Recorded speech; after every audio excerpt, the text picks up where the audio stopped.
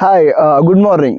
ನಿಮ್ಮ answer sheet, ನೀವೀಗ exam ಬರೆದ್ರಲ್ವಾ, ಅದರ ಆನ್ಸರ್ ಶೀಟ್ ಅಥವಾ ಆನ್ಸರ್ ಪೇಪರ್ ಯಾವ ಆಧಾರದ ಮೇಲೆ, ಯಾವ ಆನ್ಸರ್ಸ್ ಅದರ ಆಧಾರದ ಮೇಲೆ ಇವ್ಯಾಲ್ಯೂಯೇಟ್ ಆಗತ್ತೋ ಆ ಸ್ಕೀಮ್ ಆಫ್ ಇವ್ಯಾಲ್ಯೂಯೇಷನ್ ಅಥವಾ ಕೀ ಆನ್ಸರ್ಸ್ ಅನ್ನ KSEBದವರು ಅಫಿಷಿಯಲಿ ರಿಲೀಸ್ ಮಾಡಿದ್ರು. ಅಂದ್ರೆ ಶಿಕ್ಷಣ ಇಲಾಖೆಯವರೇ ರಿಲೀಸ್ ಮಾಡಿದರೆ ಅದನ್ನ ಹೇಗೆ ಡೌನ್ಲೋಡ್ ಮಾಡ್ಕೊಳ್ಳೋದು ಅಂತ ಈ ವಿಡಿಯೋದಲ್ಲಿ ಹೇಳ್ತಾ ಇದ್ದೀನಿ.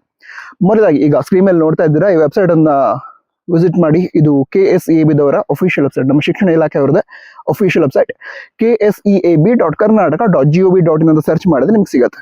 ಓಕೆ, ಅದ ನಂತರ ಅಲ್ಲಿ ಮೇಲ್ಗಡೆ ನೋಡ್ತಾ ಇದ್ದೀರಾ, ಅಲ್ಲಿ ಹೋಮ್ ಐಕನ್ ಇದೆ, ಅದ್ರ ಕೆಳಗಡೆ 3 ಡಾಟ್ಸ್ ಇದೆ. ಆ 3 ಡಾಟ್ಸ್ ಅನ್ನ ಕ್ಲಿಕ್ ಮಾಡಿ. ಕ್ಲಿಕ್ ಮಾಡಿದ ನಂತರ ಅಲ್ಲಿ PUC ವಿದ್ಯಾರ್ಥಿಗಳ ಅಂಕಣ ಅಂತ ಆಪ್ಷನ್ ಕಾಣುತ್ತೆ. ಸೊ ಆ PUC ವಿದ್ಯಾರ್ಥಿಗಳ ಅಂಕಣ ಅಂತ ಏನು ಆಪ್ಷನ್ ಇದೆ ಅದನ್ನ ಕ್ಲಿಕ್ ಮಾಡಿ.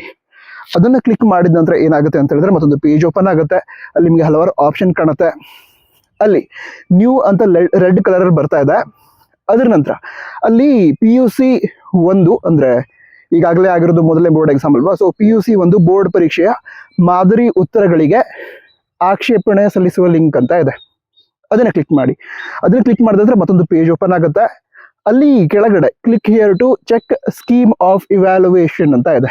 ಸೊ ಅದನ್ನ ಕ್ಲಿಕ್ ಮಾಡಿದ್ರೆ ನಿಮ್ಮ ಸ್ಕ್ರೀನ್ ಮೇಲೆ ಎಲ್ಲ ಸಬ್ಜೆಕ್ಟ್ಗಳ ಅಫಿಷಿಯಲ್ ಕೀ ಆನ್ಸರ್ಸ್ ಅಥವಾ ಸ್ಕೀಮ್ ಆಫ್ ಇವ್ಯಾಲ್ಯೂಯೇಷನ್ ಏನಿದೆ ಅದು ನಿಮಗೆ ಕಾಣುತ್ತೆ. ನಿಮಗೆ ಯಾವ್ಯಾವ ಸಬ್ಜೆಕ್ಟ್ಗಳ ಸ್ಕೀಮ್ ಆಫ್ ಇವ್ಯಾಲ್ಯೂಯೇಷನ್ ಬೇಕು ಅದನ್ನೆಲ್ಲ ಡೌನ್ಲೋಡ್ ಮಾಡಿ ಇಟ್ಕೊಂಡಿರಿ.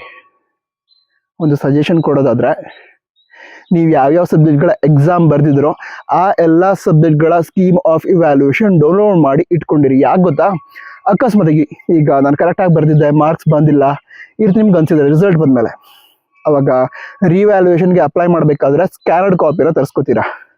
ಸೊ ಈ ಕೀ ಆನ್ಸರ್ಸ್ ಇದ್ರೆ ನೀವೇನು ಮಾಡ್ಬೋದು, ಈ ಕೀ ಆನ್ಸರ್ಸ್ನ ಇಟ್ಕೊಂಡು ಆ ಸ್ಕ್ಯಾನರ್ಡ್ ಕಾಪಿ ಇಟ್ಕೊಂಡು ಕರೆಕ್ಟಾಗಿ ಮಾರ್ಕ್ಸ್ ಕೊಟ್ಟಿದ್ದಾರಾ ಇದನ್ನ ಚೆಕ್ ಮಾಡ್ಕೋಬೋದು.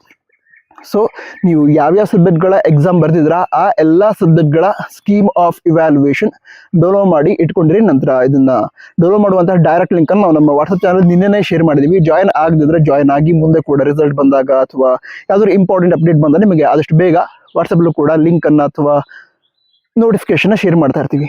All the best. Good morning. Jai Hind. Vande Mataram.